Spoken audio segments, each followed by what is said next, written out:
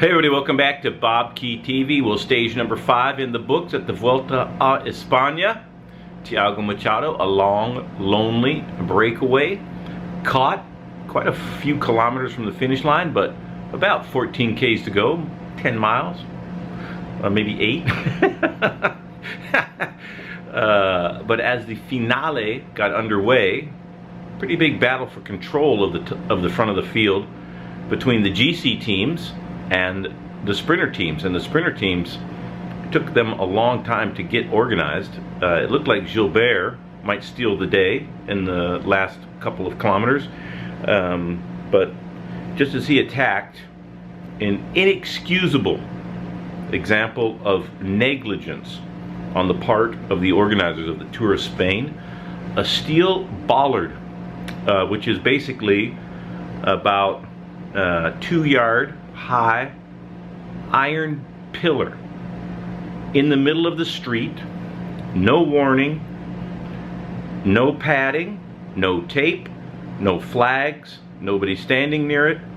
And inside of the last 3 kilometers, everybody knows what field sprints are like in professional cycling. They're pure mayhem. You cannot have these barriers in the middle of the road. It's virtually impossible to see them. So when the riders that see them and start diving out of the way, eventually somebody's going to plow into them.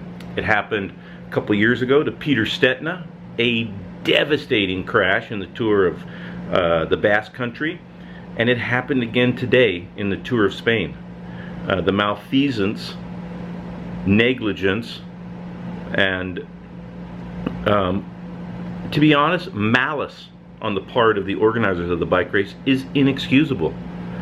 The riders involved this time, Jan Bakelants from the AG2R and Lotto Jumbo's GC contender, Stefan Kruijswijk, crashing out. It's miraculous that they weren't hurt worse. Kruijswijk broken collarbone out of the Tour of Spain, a race he hoped to compete for the overall title. He's a little bit down in the overall standings, not riding great so far, but his Tour of Spain is over after having done all the right things on today's stage. His team's been very active, keeping Stefan Kruijswijk out of danger, and all of that effort is for naught because of the negligence of the race organizers, the people that put the Tour of Spain on. And in this day and age, to not remove those is asking for somebody to plow into them, is requiring that somebody will plow into them. And when it happened to Peter Stetina, it was incredibly upsetting to everybody involved. It's taken him a long time to come back. It's great to see him in the Tour de France this summer. For Stefan Kruijswijk, it's a long physical recuperation, but the emotional scars that something like this leaves on an athlete are horrible. And the problem is, what recourse does the peloton have? And this is the eternal question. Do the teams need the Tour of Spain more than the Tour of Spain needs the teams? And it's the contention of the race organizers that their events overshadow and are more important than the athletes that compete in them. And that is a very dangerous ideological precedent to set for the peloton. And we'll see what happens.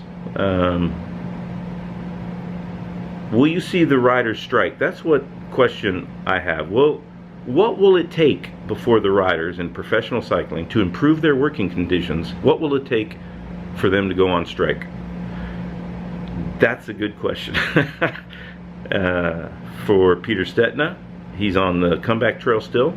For Stefan Kruijswijk and Jan Bakelants, long roads to recuperation, presumably, and to recuperate the mental scars. That's maybe the hardest thing. So the sprint was won by Johnny Meersman. There was no change to the overall standings, at least in the top 10. And best of luck, Stefan Kruijswijk, on your recuperation. And I hope you can keep your spirits up in spite of the negligence of the Tour of Spain organizers. My phone is ringing. Please subscribe. I'm going to let that go to voicemail. Please comment on this, and I hope you've enjoyed the tour of Spain up till now. And follow me on Twitter and Facebook and buy some t-shirts. Thanks a lot, everybody.